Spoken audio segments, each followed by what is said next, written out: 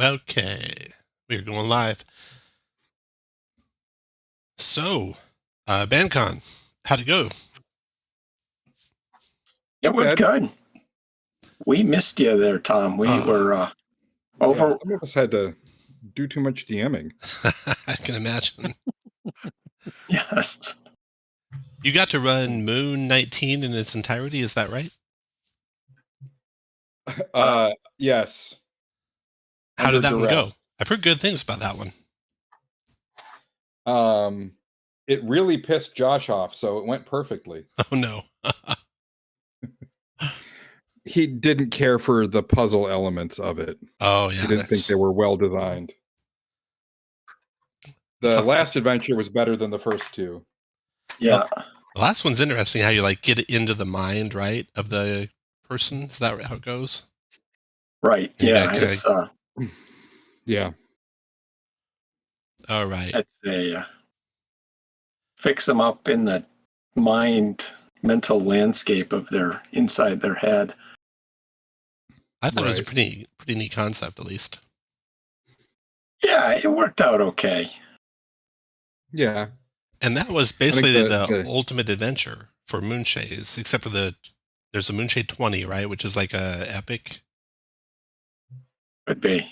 Yeah. Could be. Did you guys do the, what was it, Tomb of Mercy, the one that you told me about, Dave? No, we didn't do that. I might have to run that online. That looks really cool. Oh, good. That'd be a fun one to run. Yeah, I'd play that up online. And, John and I were thinking that we need a new process for selecting adventures. Yeah, we need to potential future private conventions. Yeah. Like, what are you thinking, John? What kind of process? Well, I think that we need to not limit ourselves to AL adventures, first of all. And I think that we could do a thing where each DM is responsible for a level band and a adventure at a particular level. And then if they want to build theme across their opportunities to DM, then they can do that, but we don't have anything that ties people into an overarching story except for that. Yeah. And then if someone like me who prefers to develop my own stuff wants to write my own adventures for all three of those stages, I can do that. And then folks who prefer other things, stuff from Splat Books or whatever, can run those too, or third-party things.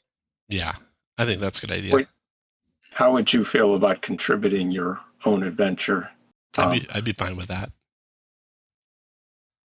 Definitely fine with that. Okay. Are you going to do something, Dave? Probably this spring, yeah. Nice, okay, good. Okay, so we're looking I gotta recover, Yeah. I am actually still sick. I went to the doctor today, got some antibiotics. We'll see how I do. Probably that RSV thing that's killing all the 2-year-olds. Oh, maybe. It wasn't COVID. It wasn't strep. They tested both of those. Monkeypox. I'm betting on monkeypox. It could be monkeypox. That's true. Okay, so character origins. This one's actually gone through, but gone through the feedback. But I'm sure we'll see more of it as it springs back around or comes back around for a second round. And it'd be interesting to see if anyone has any experience actually playtesting any of these races. They did a thing where they moved the ability score modifiers off of the race and onto the background. They kind of aligned all the backgrounds so they're all equal in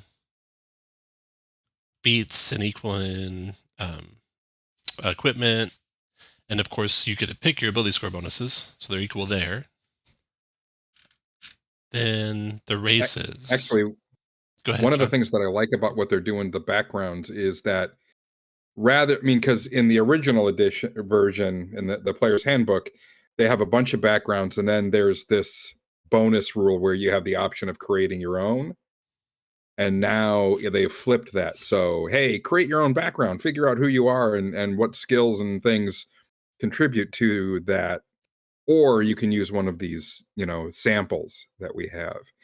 And that's, really only a presentation change, but I like the presenting, the option to develop your own first and making that the default. Yeah. And the sample backgrounds are largely what we've seen before. Now they all come with Yeah. a feed now. They all lost their background. What was it called? Feature, Are maybe? you sharing your screen or If you just look on recording or YouTube, you'll see it. okay. Yeah, you can All watch right. YouTube. Just turn the volume down. No, I'm going to make it a messy. I get called out by my wife for telling her things that are obvious, and I just told you something that was really obvious, so I apologize. You're a middle-aged man. You're supposed to tell people things that are obvious. Maybe John knows how to work on computers. Really, there's no guarantee. So yeah, I'm just kind of scrolling through the backgrounds, but let's get All back right, to there the you go. races. Yeah. So, the half races are gone. No more half orcs, no more half elves in this playtest. You pick the race you want your features to be from, and of course, you can be any combination of races, any combination of ancestry that you would like to do. I mean, I'm fine with that. What do you guys think of that? Yeah, as a design method, that certainly is the easiest way to go about it, um, without trying to make something where it's build your own from Right. scratch. It's interesting though, Well, and because if I recall, and I don't remember exactly a D&D Beyond survey, but it seems like of the characters I've seen, so many people play half elves. Has that been your guys' experience, or? you see plenty of them, but I think that a lot of the reasons people play half elves is the extra feat and skill and stuff like that that they get that now is something that's more broadly available to everybody. So I don't think that'll be a problem. I agree, yeah. Is it kind of the reason why everybody used to play mountain dwarves? Right. Well, that was a Yeah. recent thing. That was when Tasha's came out, right? And you could substitute each of the proficiencies with a different proficiency, and Mountain Dwarves had a ton of proficiencies. I'm So, guilty. yeah, they could get a lot of stuff. And plus, of course, they could wear heavy armor. Yeah. I won't miss that if that goes away. Yes. Okay, then we got humans, and humans get inspiration. Did you guys play with inspiration using the playtest rules? No, we didn't. We didn't use any of that. I like that's the resourceful trait they have, which gets them inspiration after every long rest. Yep. Actually, I like the other two traits, skillful and versatile, a lot, and I'm fascinated that just what kind of skill monkeys humans are going to become, or at least have the potential to become, because they get skillful, which gets them a skill, versatile, which gets them 3. If they take the actual skilled feat rather than one of the other options. And so they can have 4 feats before they even hit background feats or skill feats. So the background will give them another 2 skills, so that's 6. And then if they go rogue, they're up to 10 skills. They're covering about half the skills on the list just in one character, which fits the expert, class design really well. I just think it's a really powerful stack you can put together there. Yeah. I like it because you don't see that played that way all that often. Right. Yeah, to some extent, having a skill where you're not being backed by a particular ability score, and you're just getting the skill proficiency, it's not that useful, especially at lower levels where your proficiency bonus is a mere +2. And until you get to those higher levels, and especially if you can stack expertise with them, it's not a big difference in what you're getting. Then we have the Ardlings, which can be exalted, heavenly, or idyllic, and they have heads resembling that of animals. And they have some samples for the 3 different legacies. And a lot of the races do this where they get a spell at first level, third level, and fifth level. Mhm. What do you I Right. don't The design- understand this. To be honest, sorry. Go ahead, The Ariel. design teams really made a choice to steer hard into backing the backgrounds with tangible game benefits, whereas in the past they avoided that kind of thing. And now Mhm. Jeremy Crawford, lead designer, is talking about how excited he is about the new approach and making mechanical benefits being tied to backgrounds. What do you think of the races, Ariel? I'm confused. I don't. I'm not confused, but the Ardling is one I'm confused about. Does this mean the Asimar is gone? Yeah, I mean, it basically has taken the place of the Asmar. It kind of is, but the Tieflings are still here. I don't know what was wrong with them. With It's the just kind of a design different name for Asmar, really, because it is the upper planes version of a race, which Asmar was. And Tiefling was the Yeah. lower planes version of a race, and they still exist. But Asmar, Tieflings and Asmar, Tieflings already have like several different types of Tiefling, but Asmar didn't have that, I don't think. Much do you think I mean, interest in the animal appearance led to this I sort didn't of pick thing? up on that until you just said it. Yeah. So that kind of I get it a little bit. Mm-hmm. I just missed that because I was like, wait, this is just a reskinned Asimar, right? I just didn't understand that. But I guess if it now has kind of the Egyptian feel, like the Egyptian god feel to it, I think maybe it's a lot of people, at least that I played with, Tiefling was super common, right? Yes. But I've actually never had the opportunity to play side by side with somebody who picked an Asimar, to be honest. Tiefling's really common, but never this race. I wonder if we're meant to really see the Ardlings as a replacement for the Asimar, since the Asimar isn't a player's handbook race, it's a supplemental race. Yeah. They may be trying to balance the fact that they've got Tieflings and they want to bring in something from the upper planes. And the Ardling, by bringing in something new, they get some new design space there. I think that I'm not sure that we should assume that Asimar are going to go away completely. That makes sense. But as an alternative to the Tiefling to sort of balance the scales on that, I think it's a fun choice. And almost I like a think placeholder, would you say? well, here's the thing: is I think that this is going to appeal a lot to young players. Okay. And again, D&D has this place, this job to fill as the gateway drug for RPGs. So they really need to think about how they're bringing people into the hobby. And if this is a thing that's going to, if I can play somebody with a goat head and that appeals to me as a middle schooler, then that's going to help me figure out how to role play, because that's going to give me some really obvious options that I understand. I don't need to be particularly socially sophisticated to understand the difference between a goat-headed person and a raven-headed person and that sort of thing.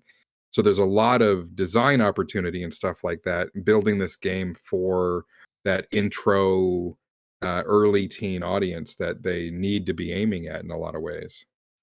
Yeah, to be clear, I think maybe folks at all ages, there's an audience who enjoys that sort of anthropomorphic. Yeah. I mean, I'm one of them, so I don't mean to demean that, but I think there's people who it's will appeal to. It's a quick way to get a whole bunch of races into the player's handbook. Like if you look on the left side of the screen here, I got Leonin, I got Owlin, I got Aarakocra. All of them are over here, with Owlhead, Storkhead or Ravenhead or, Eaglehead. So they can cover a lot of mileage on artwork with these races. Harengon, there's no rabbit there, but Harengon as well. So that's another kind of bonus for it. Well, and those are just suggested animals. So I think that you would have no trouble justifying a rabbit head or a fox head or any of the others that aren't there. I want to make a guinea pig head. Mm-hmm. Okay, let's see here. They got resistance to radiant damage, all of them, it looks like. The Tieflings vary in what their resistance is, but not for the Celestials. Okay, then we got Dragonborn. And the big change here is they kind of made all the breath weapons the same. 15-foot cone, dex save for all of them. Yeah, I noticed that. D10 plus your character level, so it's constantly changing.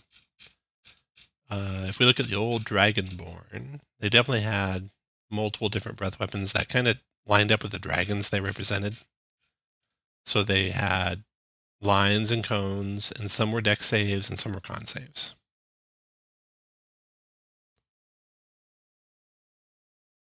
And now, also breath weapon, let's see. Equal to proficiency bonus and all expand uses when you finish a long rest. Any comments on the Dragonborn? I mean, I noticed the same thing about the that they were all cones and they were all dex saves. I like that it scales with level better. I think that's good. I think that any sort of like race or background ability that doesn't scale with levels is less interesting, just because we do like to play at higher levels. We do like to play through a whole campaign, and you want those things to be always relevant. It takes up a lot less design space too to say this versus saying, you know, 3d6 at 6, 4d6 at 11, 5d6 at 16. So it's cheaper on the and it's slightly different from making it a multiple of your proficiency bonus, which is a thing we see a lot too. Mm-hmm. But it's essentially and here you can see that they're doing it the number of times a day equal to your proficiency bonus, so that's showing up there too. I like a lot of those efficiencies in design. Agreed. And I wonder, you know, this is something we might see more of across the board. I wonder if they could do cantrips this way or other things that way that it used to scale at set levels, now could scale constantly. So a thing I wonder about that is, you know, when they start looking at making changes to spells and some of those things, does that interfere with the backwards compatibility that they're shooting for with all of this design too? So that's a good point of discussion. How backwards compatible do you think it's going to end up being? So it depends upon what we think is backwards compatibility represents. If I'm going to be able to make characters with this new player's handbook and then go play through one of the existing adventure paths and books Curse and of stuff Strahd, like for that. example. If I want to go, if I want to go back to Curse of Strahd and play that with a character I built here, the monsters in Curse of Strahd are probably going to play pretty well with these abilities. You know, there might be a little bit more powerful compared to a character who was made 5 years ago, but it'll be playable.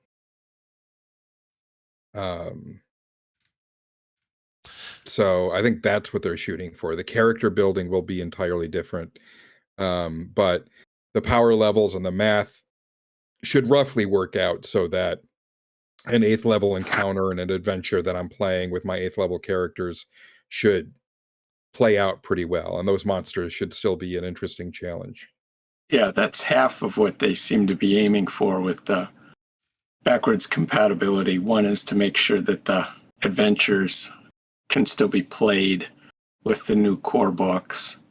And the other half is, at least for the more recent character option books, Tasha's and so on, that you can use those character classes and so forth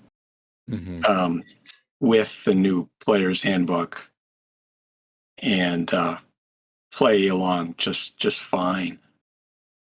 I'm going to fast forward here real quick while you guys are mentioning that. So ability score increases from elsewhere.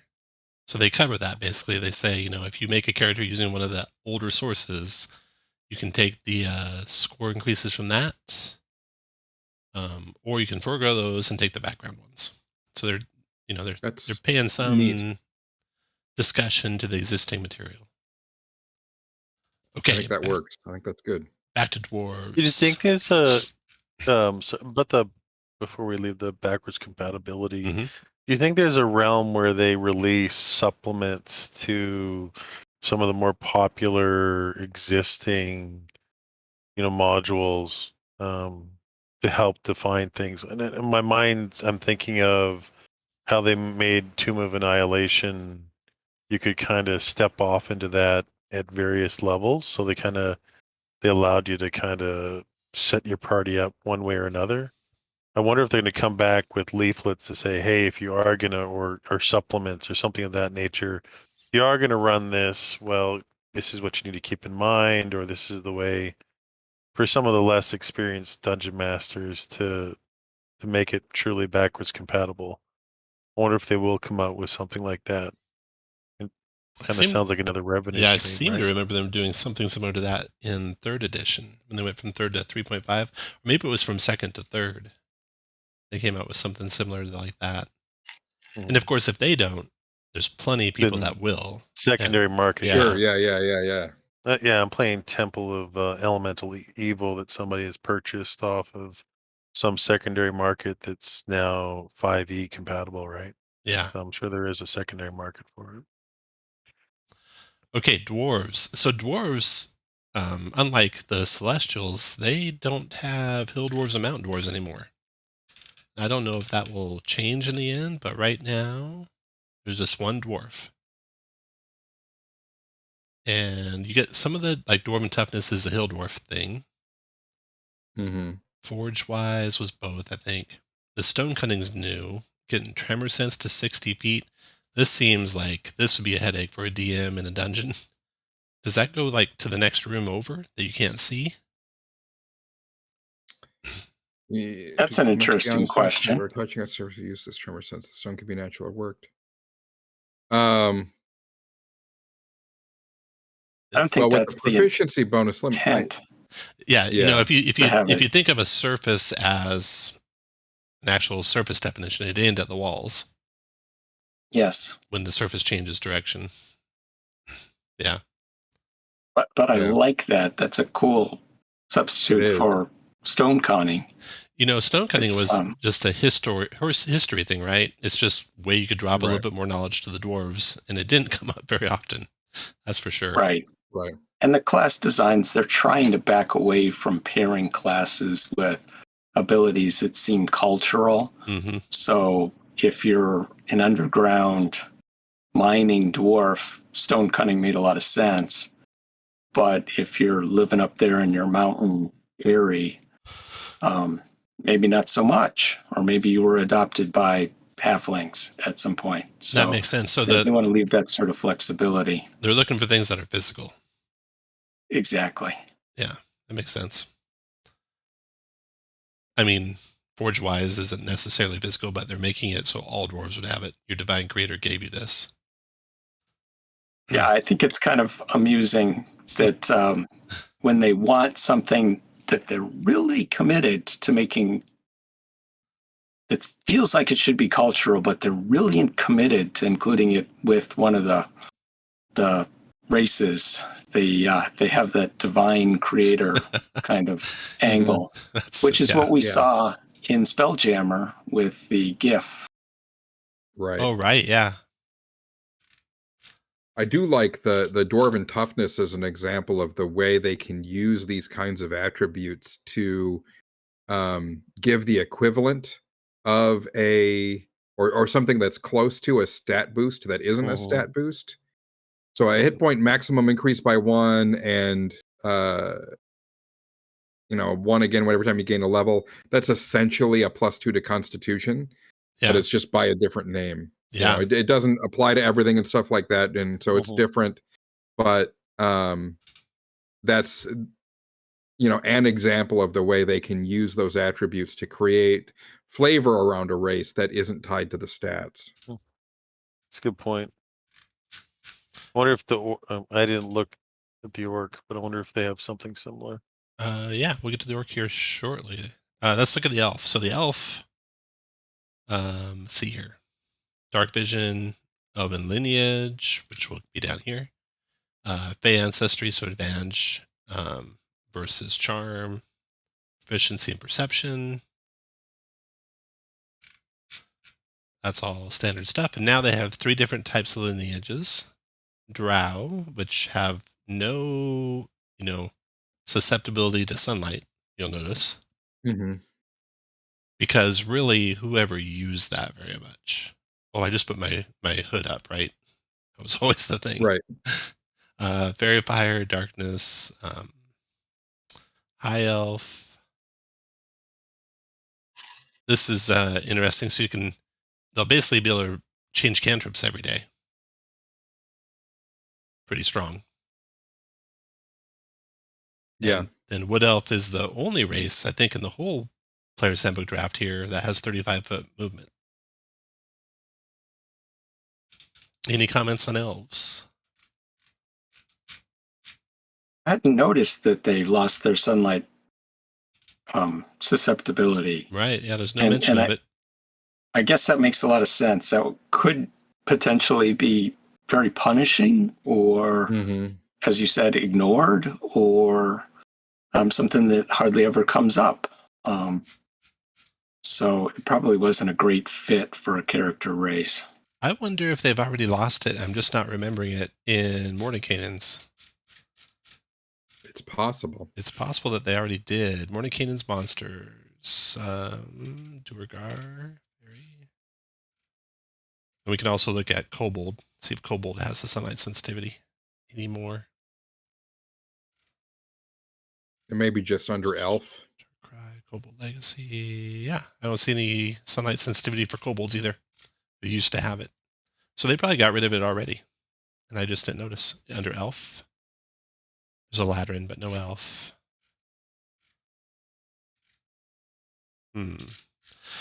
So, yeah, they're going that way, it looks like. And I'm fine with it. Yeah. It was always just kind of a penalty that got worked around anyway. Right. Well, unless you wanted to wield Dawnbringer. Right. Yep.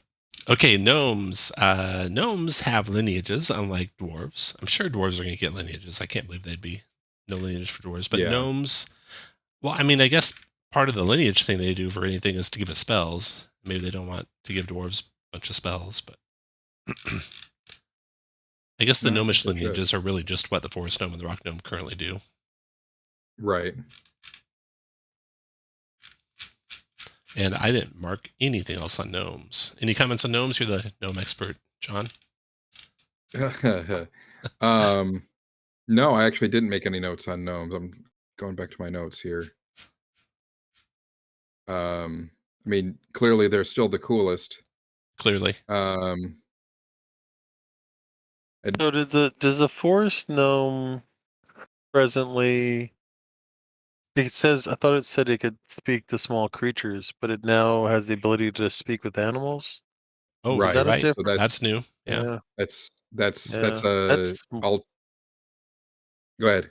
No, I was gonna say that's a bump to me, right? I mean, I'm playing one right now and running around trying to find a squirrel versus talking to any other animal for surveillance has been a comical. I think it's definitely an improvement for the race, but I think what it ultimately, the reason to do it is that the small animal thing is not specific in the existing gnome description.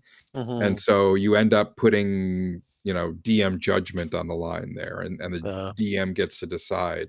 And this is moving in a direction we're seeing in a lot of the playtest stuff back towards stuff that really codifies what is affected and what isn't. So Speak with Animals spell has a specific description of what's counts as an animal and what you can speak to with it. And so by doing this, they get to use existing rules that are already there on the spell to adjudicate that and standardize that. Yep. Great point. Then here's a small little stealth change. They have intelligence, wisdom, and charisma saving throws. They have advantage. It used to be saving throws against magic, not all saving throws. Right. So again, how many times do we have arguments about whether saving throws versus magic or versus spells? It looks like they're eliminating that design space or that point of argument. You're right. Is a dragon's breath magic or not? Right. Yeah. Mhm. I mean, it's a dragon. Of course it's magic, but no, Right. it's just a breath weapon. Right. So basically, that's the is your DM a dick test, and most of us are, and so we. That's why we DM, because we're dicks.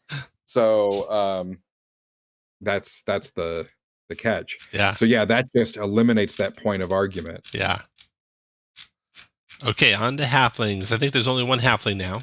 There used to be, of course, stout, and I forget what all the Stout halflings and were. Lightfoot. Right. Yeah. Yeah. They have moving through the space of any creature that's a size larger than yours. That's what all of them had before, I believe. Mm-hmm. All were brave before.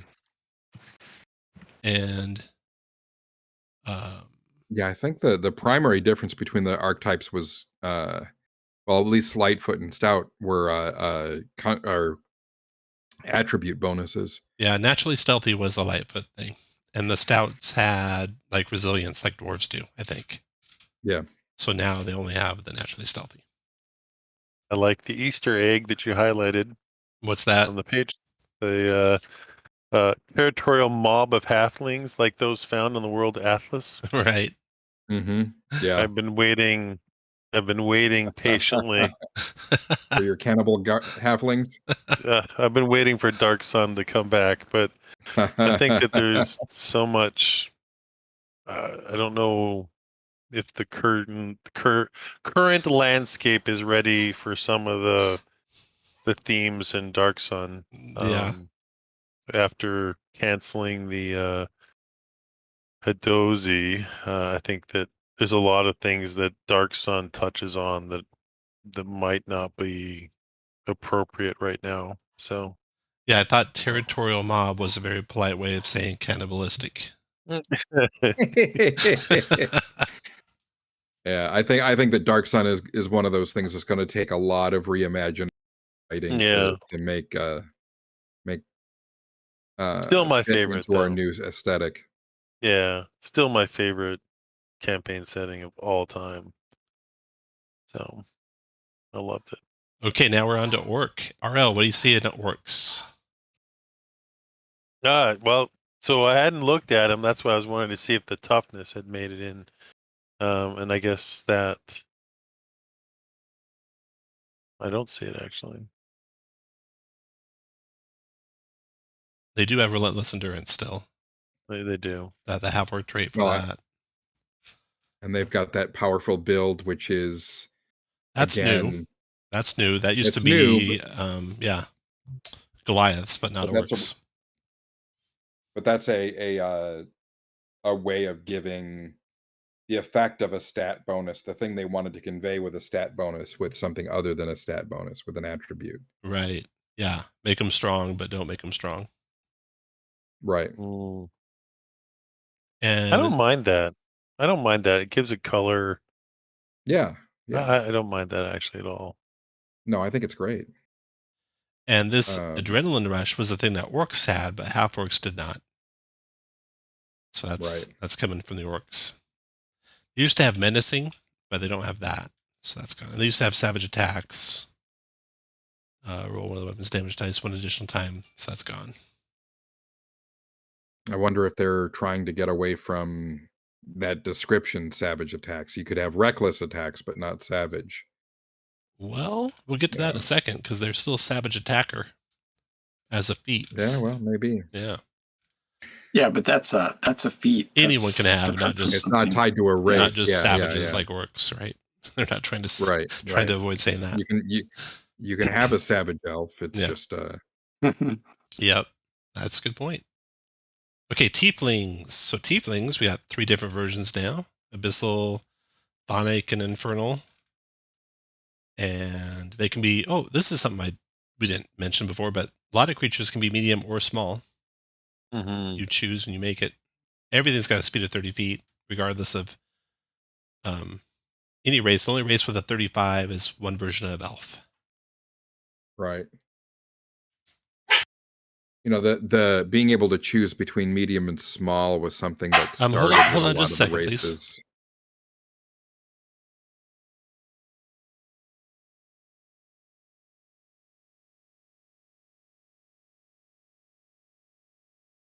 Oh. Okay. So go on with what you're saying with the tiefling. Well, the ability to choose whether you're medium or small is something that started in the new version of the new race book that just came out. An awful lot of those races have that choice. Mm-hmm. Harengon does.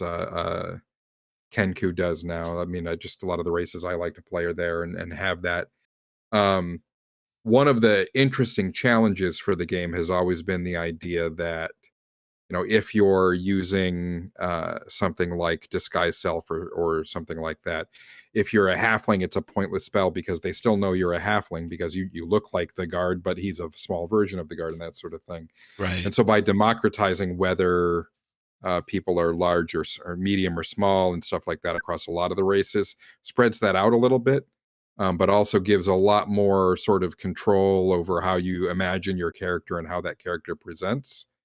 And especially something like a tiefling could have lots of different imagined lineages and stuff like that. And maybe my mother was an imp and that's why I'm extra small or whatever you want to talk about. But I like that choice is available for a lot more races for a bunch of different reasons. Yeah, that makes sense. Let's see here. So we have otherworldly presence, thaumaturgy. And then they have the 3 different versions that have different resistances and different cantrips, all doing damage, all damage cantrips. Mm-hmm. We have sickness, false life, hellish rebuke, old person, raven, people in darkness. I wonder if there's a balance thing, and depending upon level, like in early levels, you see a lot of poison damage, but you see a lot less of poison damage at higher levels.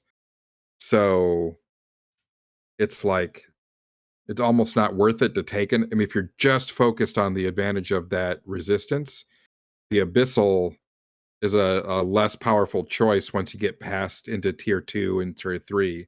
Mm-hmm.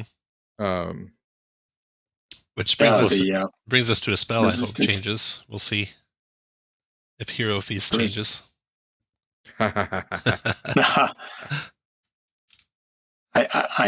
I'm willing to place a bet that Hero's Feast will be changing.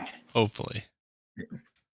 I've never known a spell to just ruin whole adventures, and that's one of them. Yes. I've seen it happen. I've had DMs say, well, this guy's too powerful. He'll ignore that. Your immunity to fear. Mm-hmm. Because it just ruins things. Okay. Mm-hmm. Let's see. Character background. So building is primary and samples are secondary. We saw the thing about the backward compatibility. Every background gets 2 increase for skills, either 2 to 1 and 1 to 1 or 1 to 3. Choose 2 skills, choose 1 tool, choose 1 language, and 1 first level feat and 50 gold. And then the samples, there we go. Really nothing stands out here. I mean, because all these are samples, they can all be changed. Right. I do want to note that there's a little bit more friction and a little bit more of a gotcha here in the way they want you to design your character, with the stat bonuses being paired with the background, which is presumably, is that the first thing they want you to pick and then the ability scores, or vice versa? You probably want to do it both hand in hand at the same time so you can arrive at the ability scores you're aiming for, instead of as a 2-step process with sort of a back and forth between picking your ability scores and then finding a background with the bonuses that works with them, and then back and forth. Also, there's a little bit of friction here with all these half feats where you've kind of got to plan ahead for the half feats you're going to take and the ability score bonuses that you're going to get with them at 4th level, to avoid having sort of a wasted +1 that isn't contributing to an ability score bonus or any other sort of tangible game benefit. Yeah, there's definitely lots of gotchas for new players, right? Yeah. Well, I think on the attribute thing, I mean, since these are samples, if I decide I want to make a criminal who is a thug, and I decide that instead of +2 dexterity, I'm going to give him +2 strength, I can just make that change and keep everything else the same. So Yeah. it's about design freedom there, I think, in a lot of ways. What's the character? What's the story you want to tell? And how did that character's background develop them in, the ways that produce the bonuses to their stats?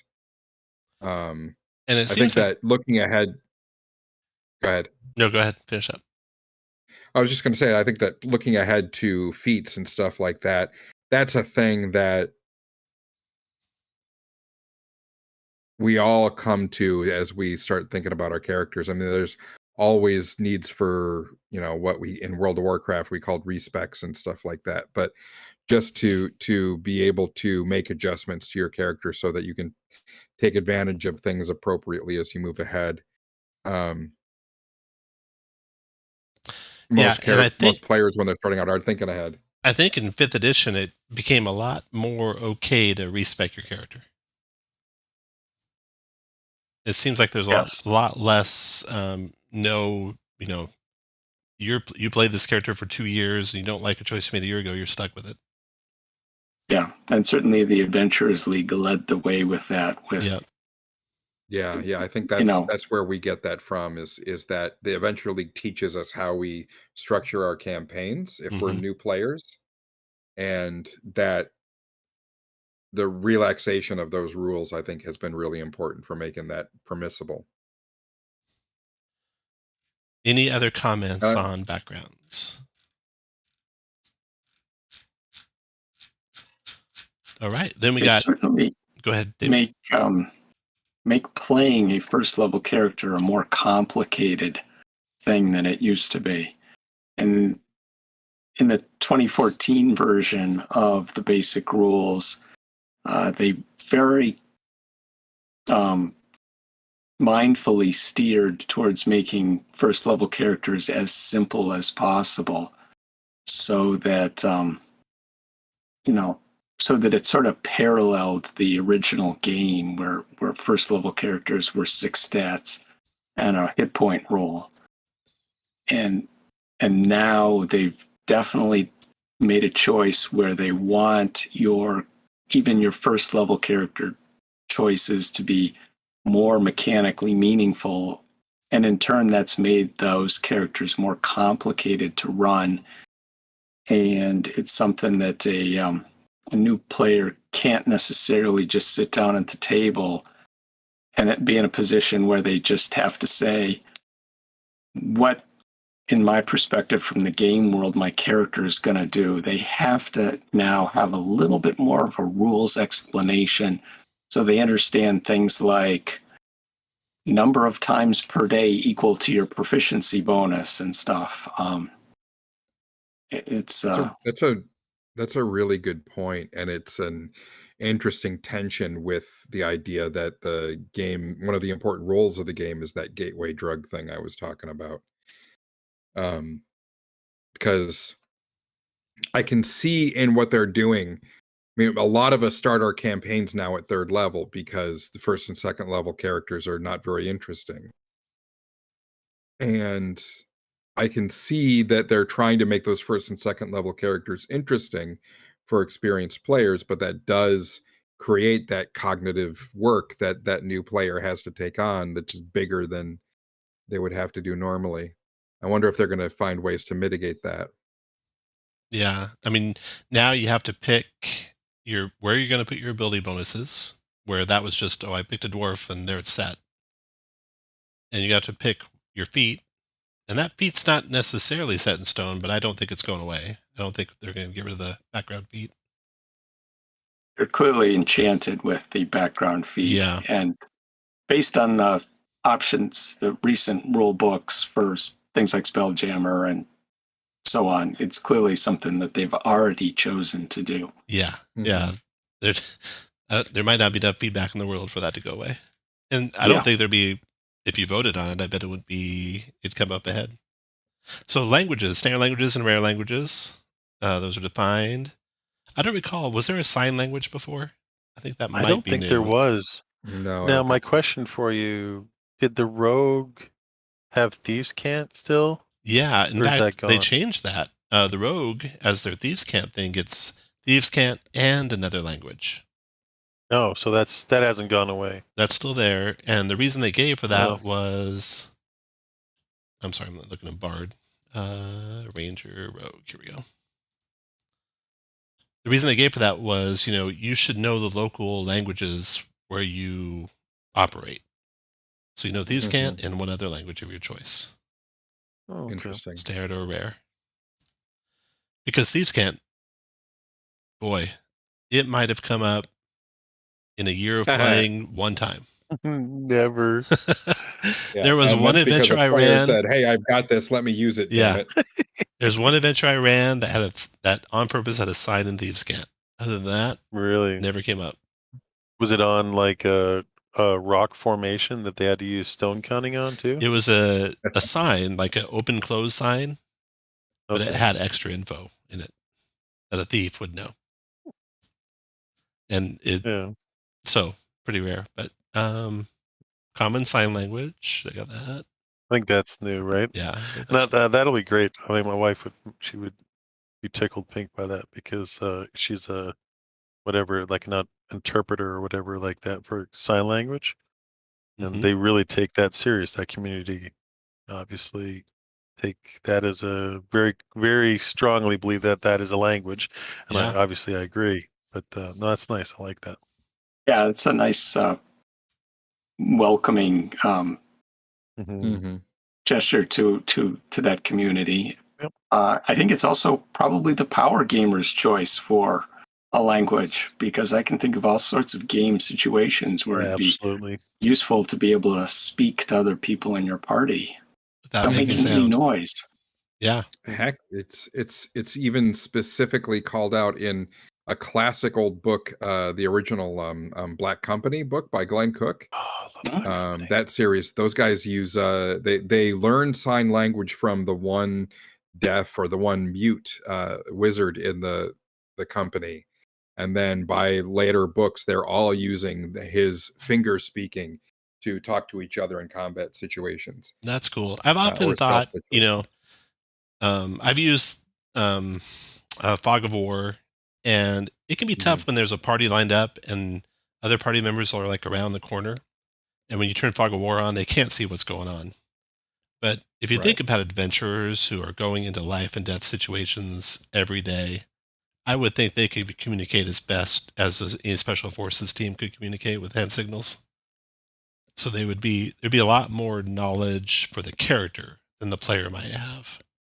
And so I would imagine there's a lot of sign language, if you think about it, that's would be used a lot. And so it's interesting that that's there now. Okay. I just missed it. There's Thieves' Cant right there under rare languages. Yep. I just missed it. So feats, alert feat. Dave, you're playing a character with an alert feat. You've used it, I think, one time to swap initiative.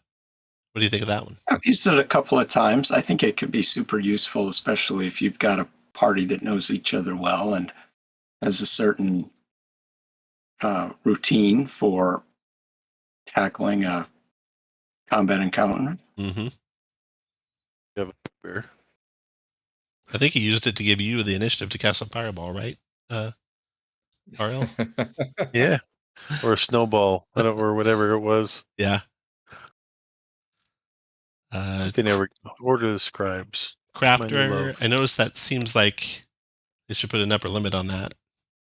Do you get to make airships at 20% off? That's saving a lot of money.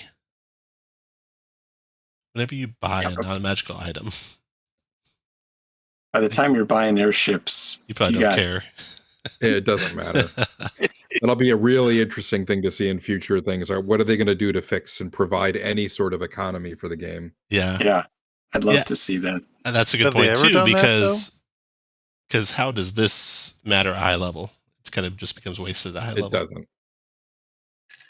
They absolutely tried to, with 4th edition, to provide an economy where the magic items were what you would want to Sure. spend your money on. Oh, yes. And of course, the game's classic economy is the notion that there would be a castle and army end game Temple. where Yeah, you built right. your stronghold and hired followers and went to battle using perhaps the chainmail rules with armies. That might come back, right?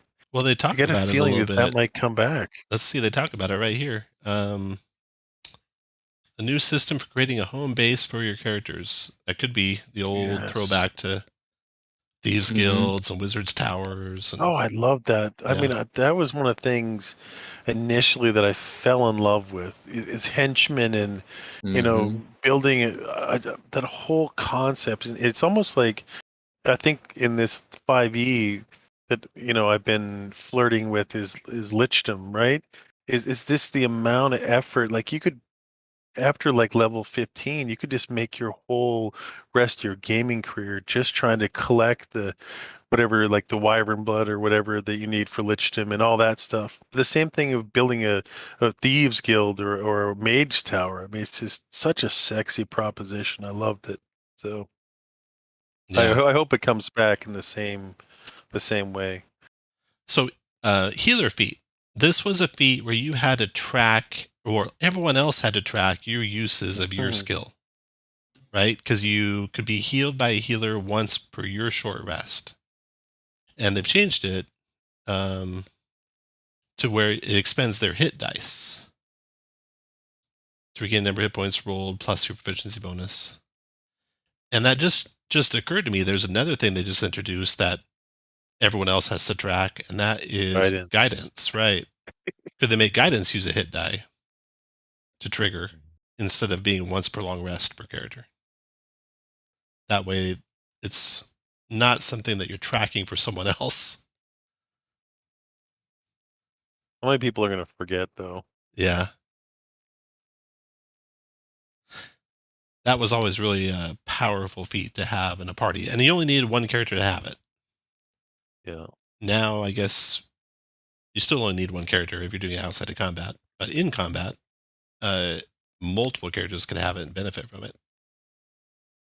There's a 4th edition innovation that I'd really like to see carried forward into the 5th edition rule set is tying healing or limiting healing by healing surges. Oops, I meant to say hit dice. Yeah. And Yeah. You could do that. You could also do that capping with your resources that way. You could also do that with death saves too, such Mhm. that you draw a hit die every death save you fail or something like that, so that you go down again, you're going to be really getting close to being out of, or every successful death save requires a hit die to be successful, something like that. Well, those are also potential like optional rules that could be presented in a new Mhm. DMG for people who want to play a more deadly version of the game or that sort of thing too. Mhm. Um, So I haven't read Lucky in detail. I know the old Lucky had some loopholes in it. You get more luck points at higher level than you used to, and less at lower level because it's tied to your proficiency bonus. You can spend a luck point to give yourself advantage on the roll after you've rolled the d20. I think I think we talked about that last time, but that's an interesting. They're rather than giving you a re-roll, you're buying advantage after your roll, which means you can't use re-rolls when you had advantage already, which I Yeah. think is interesting. Here's that- here's a question that just occurred to me. I think this morning. It's like, okay, so say you have disadvantage, and you roll, and after you roll, you want to use your inspiration to give yourself advantage to basically negate your disadvantage. Which of those two dice do you pick up and use? I Hmm. guess you could randomly determine one of the two dice was Well, your no, high I roll. mean, so the way it reads, immediately after you roll a d20 for a d20 test, you can spend the luck point to give yourself advantage. So you roll once, you get a decent number, then you spend the luck point to make that the only roll you have to make before you roll the second time to see if it's going to be lower. Yeah, could do that. Yeah, I was So you thinking can just change regular the smart hat. advantage. So regular inspiration, you had a disadvantage on a roll. I mean, I think you're supposed to roll both dice at once. I don't think you get to roll them one at a time. We'd have to go back and look at the Interesting. advantage Yeah. disadvantage rules. Um, Well, we'll get to that in a minute. Let's look at, let's see, Magic Initiate, kind of the same as it was before. It's doing the same thing everything's doing now, where it gives you the casting of the spell once, and you can use slots. So that's cool. Musician gave inspiration to allies who heard the song. Given how fast inspiration builds, this kind of feels weak. But I mean, I guess you go in with everyone having inspirations. That's not bad. What's There's, potentially kind of make solid the- if yeah, they jettison one of those 5% of every roll leads to inspiration for somebody. yeah, well, it does make the human advantage smaller then. I mean, humans would automatically have it. They don't need then. Humans aren't music lovers. That's funny. Then Savage Attacker, once per your turn, I believe, you can roll the damage dice twice for a weapon. Once per turn. So not your turn, anyone's turn. So I guess you could do it during a reaction as well. The way it's written. Mm-hmm. 3 skills for skilled feat. Tavern Brawler.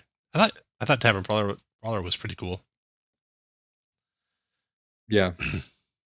And it kind of goes with the whole grappling rules, which we'll get to. Okay, so D20 test. They don't talk about disadvantage, advantage there. I'm glad the critical hits came back. Inspiration. Well, this version of the critical hits was different, right? Yeah, this was the old one. And Right. they basically got rid of it. And it was only for player characters. The thing I wanted to bring up, and it's something that I noticed in one of the adventures I ran last weekend, which was the Follow the Cold Night, the DRW 19.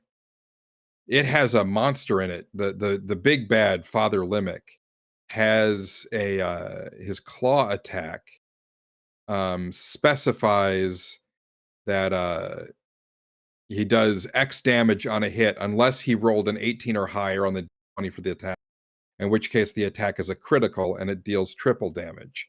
So they're creating this design space where, yes, most monsters won't do critical hits, but they can write it in as an exception to the monster's stat block for monsters that could do that for whom critical hits feel important. And so I'm wondering if we're going to start seeing that sort of exceptions based thing again, where most monsters don't get critical hits, but you know, maybe a bugbear will always have the opportunity to get critical hits with a short sword or something like that. You know, what are the exceptions they're going to create? Yeah, that's a good point. We're getting near the hour, and I actually have to wrap it up at the hour. So last words, David? It was the one who I think liked the critical hit they introduced in here, but with the amount of scorn that was heaped on it by the community, I'm confident that we won't be seeing that again. RL? I like it all. I like everything. I like trying out new things. It's almost like trying out a new game a little bit, right? I know we're just adding color to what we're already playing, but a lot of these new things open new doors, new combinations, and add a little bit of life. So I'm interested to see the third set, what happens. Yeah, I hate to admit it, but I do kind of like the churn. I do too. John, The new season. Yeah, last words, John. I agree that I think it's all pretty exciting, and it's interesting to see them trying to clarify points that have been contentious and look for the efficiencies in what they're doing and try and read between the lines of the values that are driving a lot of it. I think it's really fascinating. All right. Thanks, guys. We'll do this again soon. And thanks for everyone who's Absolutely. watching. And we'll talk to you again later.